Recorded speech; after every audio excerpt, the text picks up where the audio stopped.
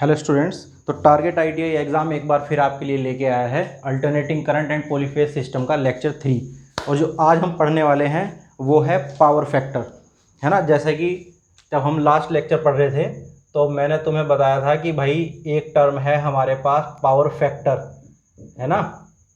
और ये power factor की जो टर्म थी वो कब आई थी? जब मैंने आपको बताया था कि भाई अगर कोई एक हमारा इंडक्टिव लोड है ना, कौन सा? Inductive load. तो अगर ये मैं रेफरेंस पे वोल्टेज मानता हूं तो जो उसकी करंट होगी वो हमारी कहाँ आती है? नीचे की ओर आती है, यानी कि वो लैगिंग होती है 90 डिग्री, है ना। अगर कोई हमारा क्या है, इंडक्टिव लोड है, प्योर इंडक्टिव लोड यानी कि शुद्ध इंडक्टिव लोड, तो ये जो एंगल होता है इसे ही हम बोलते हैं पावर फैक्टर। और आज हम इसे ही पढ़ेंगे। किसे पढ़ेंगे? पावर फैक्टर को। ठीक है भाई, क्या पढ़ेंगे हम? पावर फैक्टर, है ना।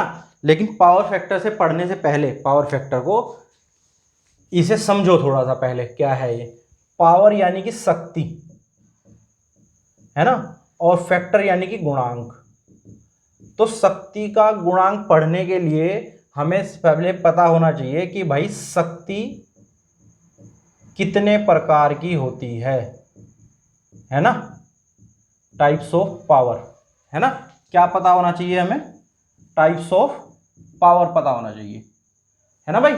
अब ये इससे क्या फायदा होगा? देखो इससे क्या फायदा होगा, ये जो हमारी टाइप्स ऑफ पावर है ये रिलेट करती है पावर फैक्टर से, ठीक है। और जब तक तुम्हें ये नहीं पता होगा कि शक्ति कितने प्रकार की होती है, क्या होती है, तो तुम इसे रिलेट नहीं कर पाओगे, यानी कि उसे जोड़ नहीं पाओगे। तो उसके लिए हमें क्या पढ़ना पड़ेगा कि टाइप्स ऑफ पावर कितनी होती है ना, टाइप्स ऑफ पावर।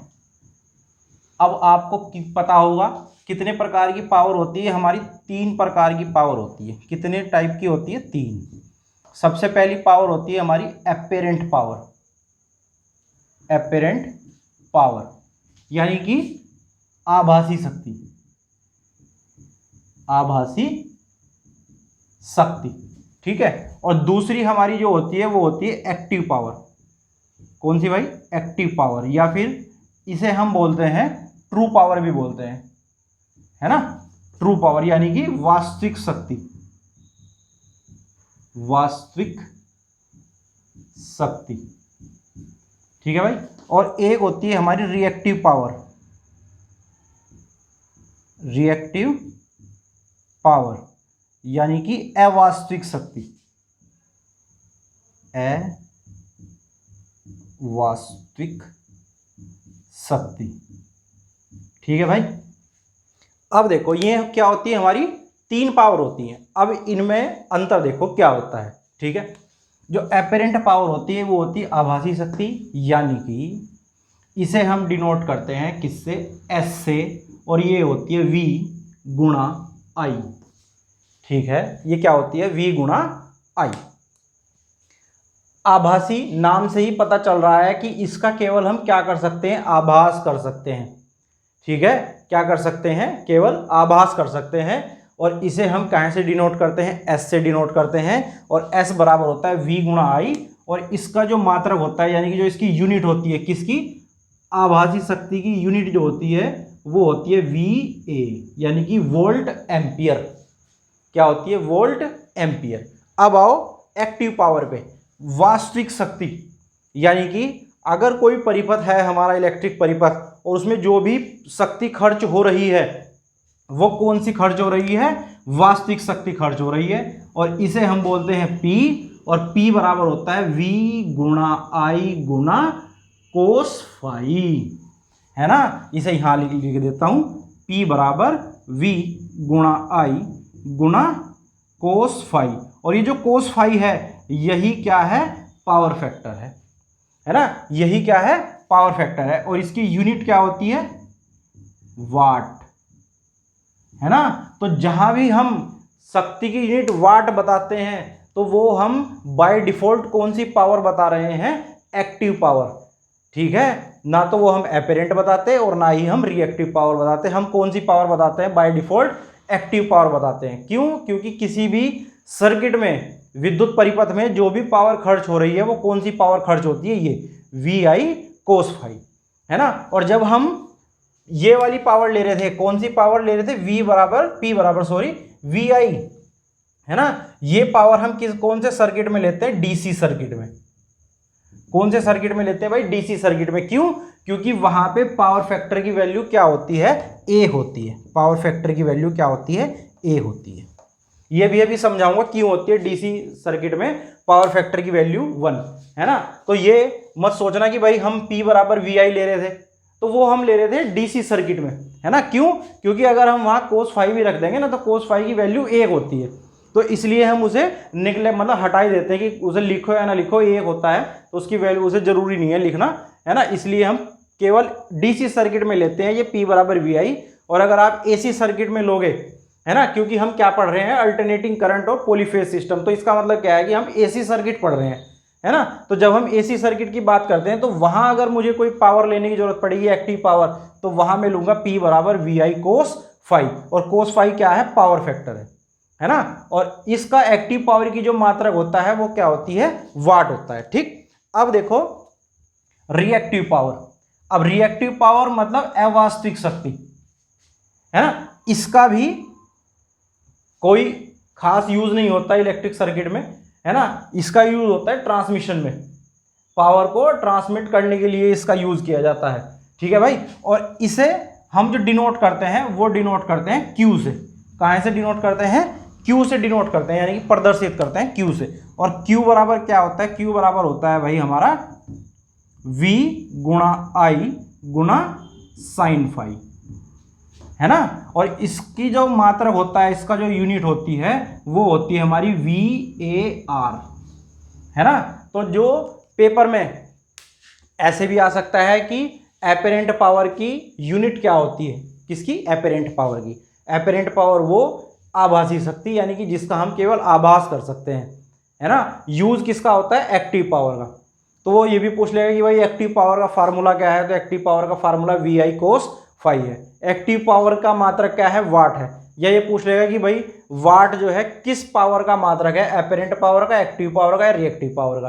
तो किसका है, एक्टिव पावर का। जैसे हम बोलते हैं ना 100 वाट का बल्ब, 10 वाट की एलईडी, तो वो जो वाट बता रहे हैं वो हम कौन सी पावर बता रहे हैं, एक्टिव पावर। यानी कि ये जो खर्च करेगी, जो खर्च करने वाली पावर है वो क्या है, हमारी एक्टिव पावर है। और रिएक्टिव पावर हमारी क्या है, अवास्तविक शक्ति। और इसे हम कहां से डिनोट करते हैं, Q से डिनोट करते हैं, है ना। और इसका फार्मूला ये है VI साइन फाई, और मात्रक इसका है VAR है। ठीक है भाई, इसे जरा एक बार रिकॉल करो और फिर मैं आपको एक बताता हूं ट्रायंगल, पावर ट्रायंगल। ठीक है, चलो देखो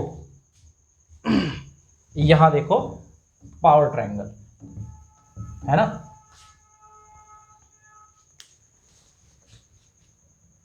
जैसे आप लोगों ने पाइथागोरस प्रमेय पढ़ी होगी, है ना। पाइथागोरस प्रमेय कहाँ लगती है, एक समकोण में लगती है। यानी कि एक ऐसा त्रिभुज है जिसका एक कोण क्या है, 90 डिग्री है ना। जिसका एक कोण क्या है, 90 डिग्री है। ठीक है, तो वहां लगती है हमारी क्या, पाइथागोरस प्रमेय। ठीक, अब देखो जरा A B और C। ठीक, तो ये जो हमारी ये होती है BC, ये डिनोट करती है हमारी एक्टिव पावर को, एक्टिव पावर। ठीक है, यानी कि P या फिर वाट कह दो। ठीक है भाई, और ये जो हमारा लंब है, लंब देखो ये क्या है, आधार। कौन सा है आधार, लिख देता हूं, ये है हमारा आधार। ठीक है, ये वाला है आधार, ये, और ये है हमारा लंब। ये उनके लिए है भाई जिन्हें नहीं पता, जिन्हें पता है वो बहुत अच्छी बात है। ये इसे बोलते हैं विकर्ण, है ना, इसे बोलते हैं विकर्ण। ठीक है, तो आधार तो हमारा डिनोट करता है एक्टिव पावर को, और लंब जो है हमारा वो डिनोट करता है रिएक्टिव पावर को। डिनोट करना मतलब प्रदर्शित करना, रिएक्टिव पावर, है ना। और रिएक्टिव पावर का फार्मूला क्या है, VAR। ठीक है, और कहां से प्रदर्शित करते हैं इसे, Q से। ठीक, और ये जो हमारा विकर्ण है, विकर्ण, ये है हमारा एपरेंट पावर, एपरेंट पावर। और इसे हम प्रदर्शित करते हैं किससे, एस से प्रदर्शित करते हैं, और इसका जो मात्रक है वो है VA। ठीक है, तो इन तीनों पावर में एक रिलेशन होता है और उस रिलेशन को हम कैसे प्रदर्शित करते हैं, देखो S स्क्वायर बराबर P square plus Q square, है ना। पाइथागोरस प्रमेय से है ना कि विकर्ण बराबर आधार का स्क्वायर प्लस लंब का स्क्वायर। ठीक है, वो इन दोनों के प्लस करो जोड़ के, है ना, मतलब स्क्वायर करो और क्या आ जाएगा, ये ऐसा आ जाएगा, है ना। लाइट भाग गई है, अभी 5 मिनट के लिए वेट करते हैं। ठीक है, चलिए लाइट आ गई है। ये भी वीडियो बनाते हुए कभी कभी हो जाता है ना, कि भाई लाइट चली गई तो रोशनी कम हो जाती है ना, तो फिर थोड़ा सा नहीं दिखता। चलो खैर कोई बात नहीं, है ना। तो ये क्या था, हमारा पाइथागोरस प्रमेय था, और पाइथागोरस प्रमेय के हिसाब से ही हमने क्या ले लिया, एस स्क्वायर यानी कि विकर्ण का स्क्वायर बराबर लंब का स्क्वायर प्लस आधार का स्क्वायर। ठीक है, और यही रिलेशन है हमारा इन तीनों पावर में। ठीक है भाई, अब इस पे क्वेश्चन भी आ जाता है। अब इस पे क्वेश्चन कैसे आएगा, देखो कैसे आएगा क्वेश्चन, बहुत सिंपल क्वेश्चन आएगा, और बिल्कुल तुम्हें क्या करना पड़ेगा, इसके फार्मूले में रखो और डायरेक्ट आंसर निकाल दो। कुछ करना कुछ नहीं, बस केवल क्या करना है, फार्मूला अगर तुम्हें पता है ना ये कि भाई क्या रिलेशन है इनमें, तो तुम आराम से निकाल दोगे, है ना। क्वेश्चन इस तरह आएगा कि किसी परिपथ में, है ना, S बराबर 50 VA और Q बराबर 30 VAR है ना, तो P की वैल्यू फाइंड कीजिए, है ना। क्या कहेगा वो कि भाई ऐसे बोल देगा कि एपरेंट पावर कितनी है, 50 VA है, और रिएक्टिव पावर कितनी है, 30 VAR है। तो P बराबर यानी कि एक्टिव पावर हमें फाइंड करनी है। अब आपको कुछ नहीं करना, कुछ नहीं करना, तो क्या करना, केवल ये फार्मूला लिखना है, S बराबर P square plus Q square. ठीक है, अब इसमें S की भी वैल्यू दी हुई है, कितनी दी हुई है भाई, 50 दी हुई है, ये रख दो यहाँ पे, स्क्वायर हो गया इसका। P की वैल्यू हमें निकालनी है और Q की वैल्यू कितनी दी हुई है, 30, ये आ गया। तो 50 का स्क्वायर करेंगे कितना आ जाएगा, 5 पंजे 25, 2 जीरो लगाओ, P स्क्वायर बराबर 3 तिया 9 यानी कि 90 आ गया, सॉरी, है ना, 900 आ गया। तो P स्क्वायर बराबर 2500 माइनस 900 और P स्क्वायर बराबर 1600 और P बराबर अंडर रूट 1600, और ये आ गया P बराबर कितना, 40 क्या वाट। क्यों, क्योंकि हमें पता है कि जो ट्रू पावर है उसकी जो उसका मात्रक जो होता है, यानी कि उसकी जो यूनिट होती है वो क्या है, वाट है ना। अब ये देखो हमने क्या किया, हमने केवल कैलकुलेशन की है, जोड़ घटा गुणा भाग की है, वो इससे ज़्यादा कुछ नहीं किया। अगर हमें ये फार्मूला नहीं पता होता तो हम इसमें अटक जाते कि भाई ये कैसे होगा। इसलिए मैं तुम्हें कह रहा हूँ केवल हमें ये फार्मूला याद रखना है, यानी कि इन जो पावर में जो संबंध है वो याद रखना है। ठीक है भाई, चलो अब देखो पावर फैक्टर। अब पावर फैक्टर हम यहीं से रिलेट करेंगे, है ना। अब देखो रिलेट कैसे होगा, वो रिलेट इसलिए तुम्हें पढ़ाने की जरूरत पड़ी क्योंकि अब मैं जो तुम्हें बताऊंगा ना वो एक्टिव पावर से हम स्टार्ट करेंगे। क्यों, क्योंकि एक्टिव पावर में ही क्या आ रहा, पावर फैक्टर आ रहा है ना। एक्टिव पावर में क्या आ रहा, पावर फैक्टर। तो P बराबर VI कोस फाई आ रहा ना, कोस फाई। तो ये जो पावर फैक्टर होता है, ये देखो पहले कि ये है क्या, है ना, cos phi, cos phi. Cos phi क्या है, कोण है। जैसे तुमने पढ़े होंगे भाई cos theta, sine theta, cos theta, tan theta, है ना, इस तरह का पढ़ा। तो ये भी एक तरीके का एंगल है जो बनता है किस किस के बीच में, V और I के बीच में। जैसे मैंने तुम्हें अभी इंडक्टिव सर्किट और कैपेसिटिव सर्किट में बताया था, है ना। अब ये जो मैं तुम्हें बता रहा हूं ये है 90 डिग्री का कोण। ठीक, तो पावर फैक्टर बराबर कोस फाई बराबर, अब देखो होता क्या है, किसी परिपथ में वोल्टेज तथा करंट के बीच बना कोसाइन एंगल, कोसाइन एंगल यानी कि कोस एंगल, है ना, इसे तुम कोस एंगल यानी कि एंगल, ये एंगल है ना, कोण, कोण बोलते हैं, है ना, कोण, ठीक है भाई, कोसाइन एंगल। अब वी एरी, आई एरी, इनके बीच में जो भी एंगल बनेगा वो उसका कोसाइन एंगल क्या कहलाएगा, हमारा पावर फैक्टर कहलाएगा, ठीक है भाई। अब ये कितना है, यहाँ पे 90 डिग्री है, यानी कि ये जो फाई है, फाई की वैल्यू कितनी हो गई, 90 डिग्री हो गई, ठीक है। तो पावर फैक्टर कितना हो गया, पावर फैक्टर हो गया हमारा कोस 90 डिग्री। अगर ये यहाँ पे कितना होता, ये होता जी यहाँ पे 45 डिग्री, यहाँ मान लो फाई बराबर 45 डिग्री, तो पावर फैक्टर हमारा हो जाता, पावर फैक्टर बराबर कोस 45 डिग्री, ठीक है भाई। अब इसकी तुम्हें वैल्यू भी पता होनी चाहिए, पता होनी चाहिए, नहीं पता होनी चाहिए। देखो कोस की केवल हमें दो ही वैल्यू याद रखनी है ना, कोस फाई की वैल्यू 1 और 0 के बीच में होती है ना, 1 और 0 के बीच में होती है। अब कहोगे सर कैसे, कोस 0 बराबर कितना होता है 1 और कोस 90 बराबर कितना होता है 0, यानी कि ये क्या है, एक डिक्रीजिंग फैक्टर है।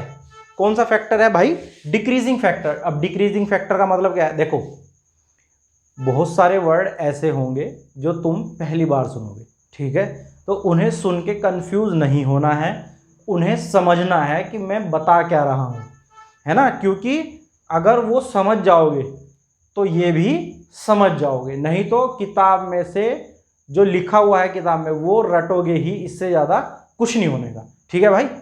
तो इसे समझने की कोशिश करो, मैं क्या बता रहा हूँ, कोस फाई क्या है, हमारा डिक्रीजिंग फैक्टर है। अब डिक्रीजिंग फैक्टर क्यों कहा, क्योंकि इसकी कोस 0 की वैल्यू 1 है और कोस 90 की वैल्यू 0 है, यानी कि अगर एंगल कम हो, एंगल क्या हो, कम, V है ये और ये I है, जितना एंगल कम होगा उतनी ही वैल्यू 1 के पास होगी, होगी नहीं होगी भाई, कम से कम एंगल कितना हो सकता है, 0 डिग्री का एंगल हो सकता है कम से कम, है ना, कम से कम कितने डिग्री का एंगल हो सकता है 0 का, और कोस 0 की वैल्यू कितनी है 1 है, ठीक।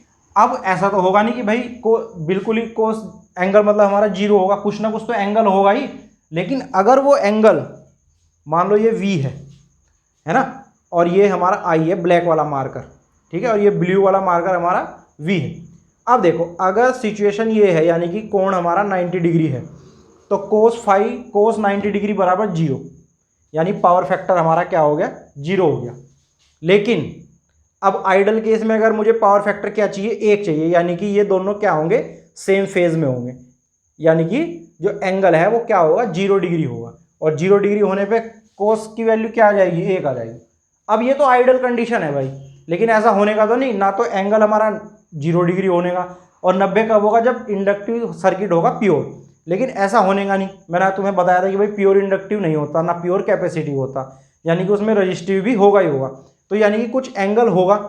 तो अगर ये जो एंगल है ये जितना 0 के करीब होगा, है ना, तो उतनी ही वैल्यू 1 के करीब आएगी, और जितना ये एंगल बढ़ता चला जाएगा ऐसे, उतनी ही वैल्यू हमारी 0 के नज़दीक होती चली जाएगी, और जितना ये एंगल कम होता चला जाएगा ऐसे, उतनी ही वैल्यू किसके करीब होती चली जाएगी, 1 के। इसलिए इसे कहा जाता है डिक्रीजिंग फैक्टर, है ना, यानी कि अगर हमारा कोस 0 है ये, अगर कोस 10 हो, कोस 20 हो, है ना, या कोस 40 हो, तो क्या होगा, इनकी वैल्यू कहीं ना कहीं इसके पास रहेगी कि 0.9, 0.8, 0.7, यानी कि जैसे जैसे ये 90 के करीब जाता रहेगा, ये कोस की वैल्यू जो है हमारी क्या हो जाएगी, घटती चली जाएगी, है ना। इसलिए इसे क्या कहा जाता है, डिक्रीजिंग फैक्टर कहा जाता है, ठीक है भाई। अब आओ जरा, ठीक है, तो एक तो कोस फाई यानी कि पावर फैक्टर है, उसकी परिभाषा क्या है कि किसी परिपथ में वोल्टेज तथा करंट के बीच बना कोसाइन एंगल क्या कहलाता है? पावर फैक्टर कहलाता है। ये आ गया जी कोस फाई। ठीक है, दूसरी जो इसकी डेफिनेशन है पावर फैक्टर की वो क्या है? कोस फाई बराबर एक्टिव पावर बटे एपरेंट पावर। ठीक है भाई, एक्टिव पावर बटे एपरेंट पावर। और तीसरी जो है वो है कोस फाई बराबर आर अपॉन जेड। ठीक है, अब तुम कहोगे सर आर तो हमारा यहां पे क्या है? रेजिस्टेंस है ना, और जेड क्या है? इम्पीडेंस है ना। देखो रेजिस्टेंस हमारा होता है केवल डीसी सर्किट में। डीसी सर्किट में क्या होता है? रेजिस्टेंस। और एसी सर्किट में जब हम बात करते हैं तो वहां किसकी बात करते हैं? हम इम्पीडेंस की बात करते हैं। क्यों? क्योंकि जो हमारा एसी सर्किट होता है उसमें रेजिस्टेंस भी होता है, उसमें इंडक्टेंस भी होता है और कैपेसिटेंस भी होता है। तीनों चीज होती है और तीनों का इसका ये तो होगा आर और ये होता है एक्सएल और ये होता है एक्सी। बताया था ना मैंने तुम्हें, इंडक्टिव रिएक्टेंस, इंडक्टिव कैपेसिटेंस है ना। इंडक्टिव रिएक्टेंस की वैल्यू क्या बताई थी? 2πf और इंडक्टिव कैपेसिटेंस की वैल्यू 1/2πfc बताई थी ना ये, है ना। तो वो इसके साथ भी ऐड होती है। ऐड मतलब ऐसे ही जोड़ नहीं देते, उसका भी एक तरीका है, वो भी बताऊंगा तुम्हें। ठीक है, अब ये तुम्हें समझ आया होगा कि भाई पावर फैक्टर क्या है। ठीक, अब कैसे देखो ये पावर से कनेक्ट हो गया। कोस फाई बराबर एक्टिव पावर बटे एपरेंट पावर। ठीक है, और कोस थीटा बराबर या कोस फाई बराबर आर अपॉन जेड। और आर क्या है हमारा? रेजिस्टेंस। और जेड क्या है हमारा? इम्पीडेंस। ठीक है, चलो अच्छा देखो एक चीज इसमें समझो। किसमें? पावर फैक्टर में। पावर फैक्टर तुम पढ़ लोगे, समझ भी लोगे, लेकिन इसकी इंपॉर्टेंस क्या है पावर फैक्टर की? क्यों पढ़ रहे हैं हम इसे, पावर फैक्टर को, है ना। इससे क्या फर्क पड़ेगा पावर फैक्टर से? अगर पावर फैक्टर कम या ज्यादा होगा, देखो होता क्या है, इसे अब ऐसे समझो। क्या समझा हमने? P बराबर V I कोस फाई। ये कौन सी पावर बताई मैंने तुम्हें? एक्टिव पावर बताइए। कौन सी पावर बताइए? Active power. और एक्टिव पावर के साथ ही हमारा क्या है? पावर फैक्टर है। तो एक्टिव पावर की एक बात याद रखो, वो क्या? किसी भी सर्किट में एक्टिव पावर की वैल्यू कांस्टेंट रहती है, फिक्स रहती है, वो चेंज नहीं होती।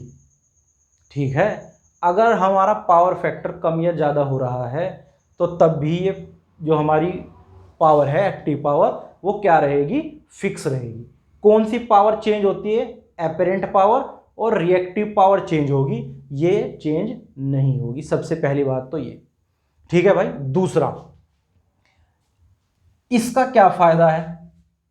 अब देखो जरा क्या फायदा है इसका।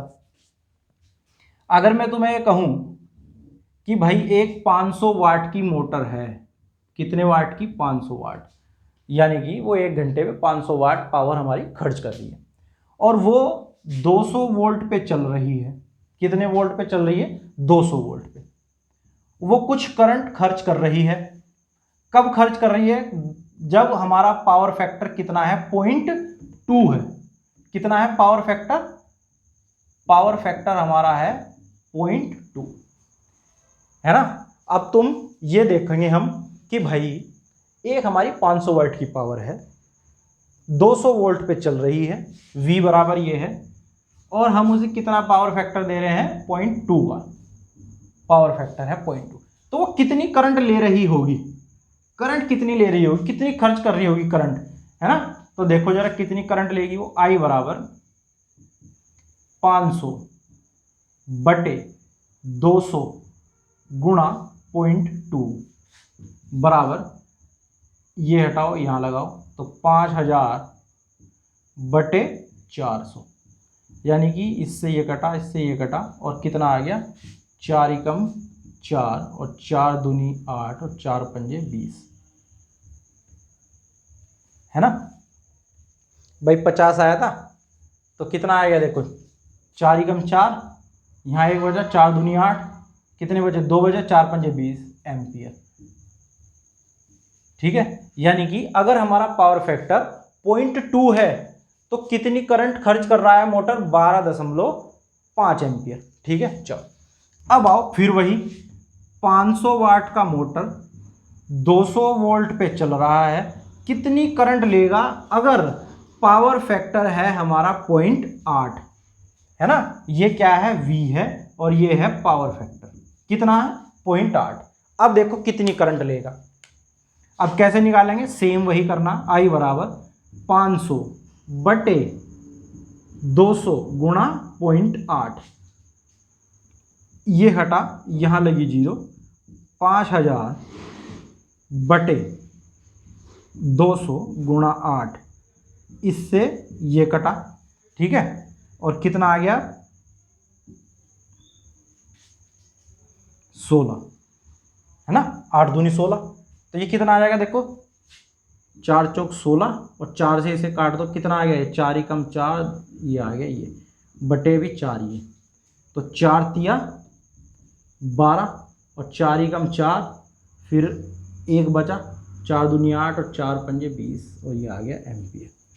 कितनी आई करंट भाई, देखना 3.125, कितनी आई 3.125। कब आई, जब हमारा पावर फैक्टर कितना था 0.8 था, कितनी आई 3.125, और जब पावर फैक्टर 0.2 था तो कितनी करंट आई थी 12.5।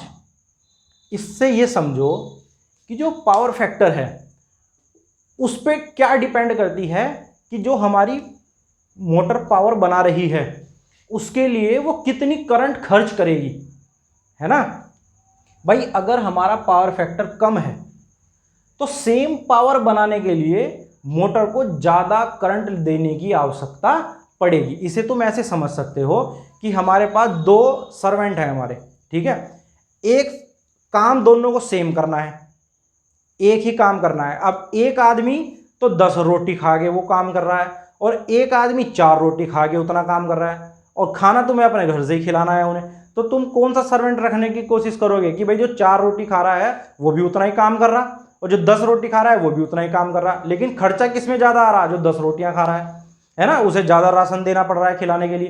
तो सेम मतलब यहाँ भी है कि अगर हमारा पावर फैक्टर कम होगा तो मशीन पावर तो उतनी ही बनाएगी जितनी की वो है, लेकिन उसे बनाने के लिए उसे ज़्यादा करंट लेने की आवश्यकता पड़ेगी। अब ज़्यादा करंट वो कहाँ से खींचेगी भाई, सप्लाई से खींचेगी जहाँ से मेन उसे आ रहा है।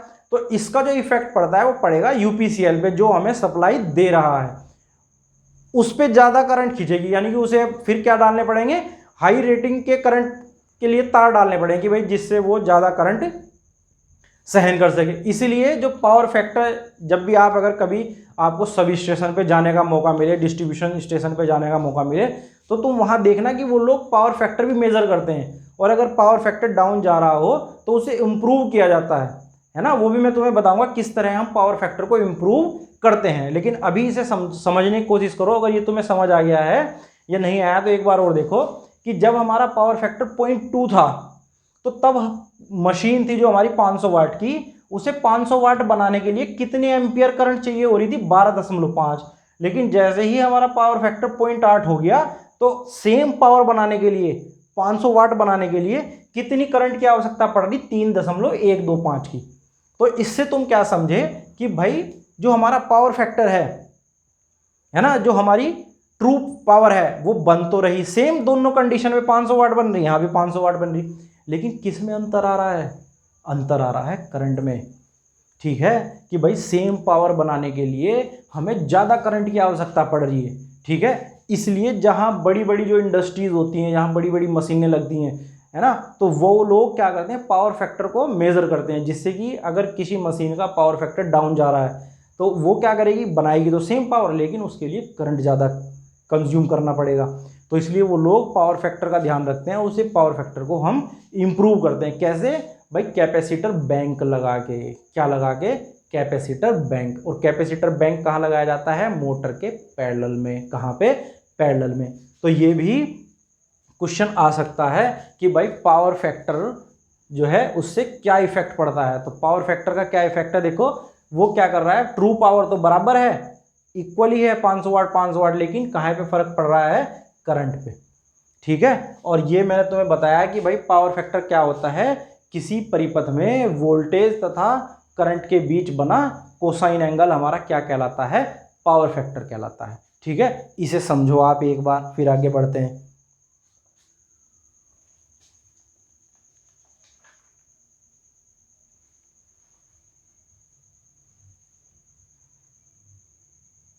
ठीक है, अब देखो एक चीज है बस इसमें छोटी सी,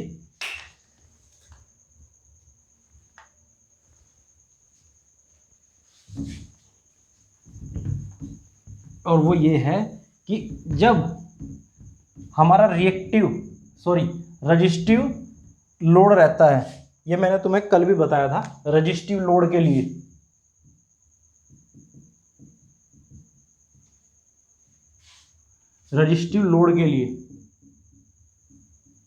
है ना, पावर फैक्टर क्या होता है, यूनिटी, यानी कि ए होता है, एक, है ना। अब जब ये पावर फैक्टर आएगा तो ये पावर फैक्टर आएगा एसी सर्किट में, जहां भी तुम्हें बताया था ना कि वहां एल भी लगा होगा और भाई सी भी लगा होगा, कैपेसिटर भी लगा होगा, सब चीज लगे होंगे, है ना। तो वहां तुम्हें केवल ये याद रखना भाई, है ना, क्या रखना है, केवल याद रखना है। जब मैं तुम्हें कल आरएल सर्किट, आरसी सर्किट और आरएलसी सर्किट पढ़ाऊंगा तो तब ये आएगा, है ना। अभी के लिए केवल इसे याद रखना है कि तब एक्सी बराबर एक्सएल होगा तो क्या होगा उसमें, यूनिटी पावर फैक्टर। ठीक है, क्या होगा उसमें, यूनिटी पावर फैक्टर होगा। ठीक है भाई, और जब एक्सी बड़ा होगा एक्सएल से तो ये क्या होगा हमारा, कौन सा लोड हो, क्या होगा भाई, ये लीडिंग पावर फैक्टर। और जब एक्सी छोटा होगा एक्सएल से तो क्या होगा हमारा, लैगिंग पावर फैक्टर। ठीक है, ये जो है ना डायरेक्ट ऐसे ही पेपर में पूछ लेता है कि भाई एक्सएल बराबर, जब एक्सएल यानी कि कैपेसिटिव इंडक्टेंस और जब इंडक्टिव इंडक्टेंस के बराबर होगा तो पावर फैक्टर क्या होगा, यूनिटी होगा। और जब हमारा कैपेसिटिव इंडक्टेंस ज़्यादा होगा किससे, इंडक्टिव इंडक्टेंस से, तो हमारा जो पावर फैक्टर होगा वो लीडिंग होगा, है ना। कल बताया था ना मैंने तुम्हें लीडिंग और लैगिंग। और जब एक्सी यानी कि कैपेसिटिव इंडक्टेंस छोटा होगा इंडक्टिव इंडक्टेंस से तो क्या होगा हमारा, यानी कि इंडक्टिव इंडक्टेंस रिएक्टेंस ज़्यादा होगा इससे, एक्सी से, तो हमारा क्या होगा, लैगिंग पावर फैक्टर होगा। ठीक है, तो ये था हमारा पावर फैक्टर और टाइप्स ऑफ पावर।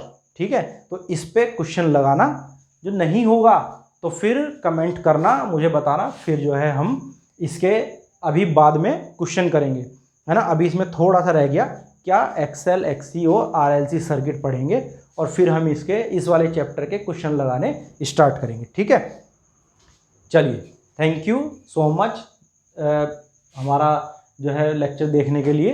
और अगर अच्छा लगा हो तो ज़्यादा से ज़्यादा शेयर किया करो, अपने दोस्तों तक भी पहुंचाओ और लेक्चर को पूरा देखने की कोशिश किया करो। ठीक है, थैंक यू।